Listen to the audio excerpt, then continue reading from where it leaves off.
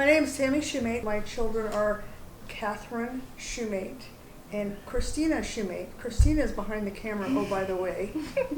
Making you do this. Yes, forcing me to do this. I didn't force you. I asked you No, kindly. You did ask me kindly. I asked all of you very kindly if you would help me.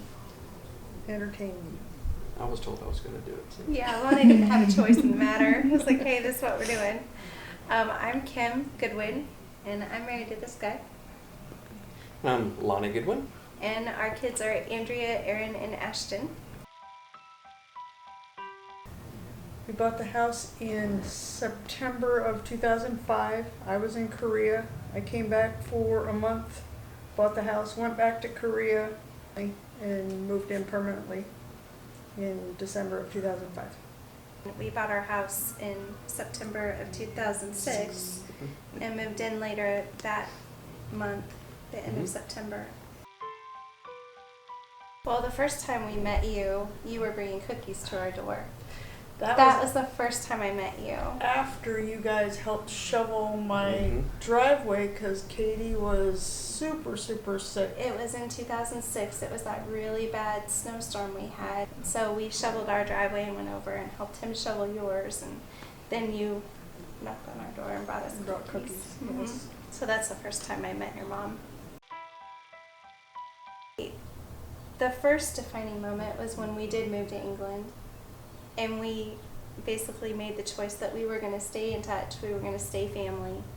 And then when you guys would come over and visit us, and we lived together in the same house for 2 weeks, and just realizing how well we actually meshed, and it was just such a good time.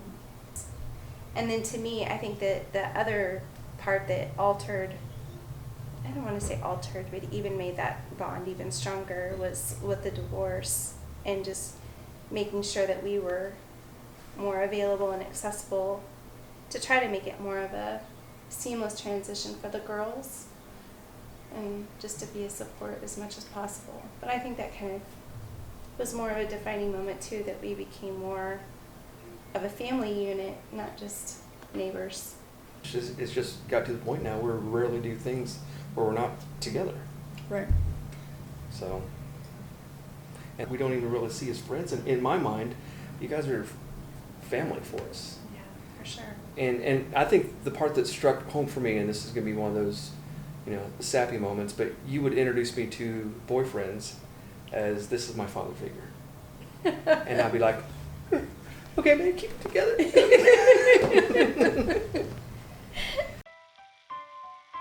I think for me, watching all of our kids grow up, it's you feel that sense of pride because they have turned into such amazing young adults. They really have. I mean, you couldn't ask for better.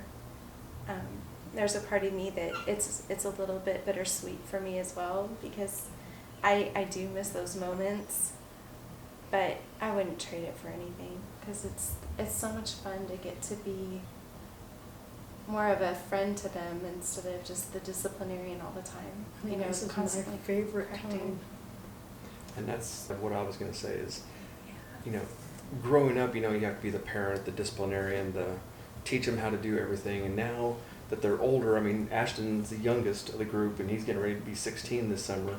So now we're kind of transitioning out of the hard parental role. Well, maybe not with Ashton. There's always one. But you're transitioning out of the parent, do what I say kind of stuff into more the mentor friend role. Yeah. It's fun listening to them now, listening to their opinions in life. And I wish I would have been as broad-minded as they are at this point. What would I have accomplished in my life if I would have looked at things differently the way that they do? So they've taught me so much too. They've changed the way I see the world as well. It's pretty awesome. I think all of them were so much fun to watch them, all the kids playing out in the neighborhood. My thought was the Foursquare, when they would all line up in our driveway, and us moms would sit out there and watch them, and try to be referee. Because it was our three, your two girls, and then the Nichols across the street, and then The two boys down the street. two boys down the street. So Yeah. we always had a a driveway full of kids, and Foursquare seemed to be the game of choice at the time. Yeah. Do what you love. Like I told you, go to school and find what you love. Don't go to school for something you don't like, and work your butt off doing what you love. Because you'll never work a day.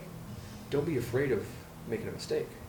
And I remember writing you a letter when you graduated high school, and that's still resonated. I still think about that every so often. I think probably one of the biggest things out of that was don't be, dream big and don't be afraid to fail.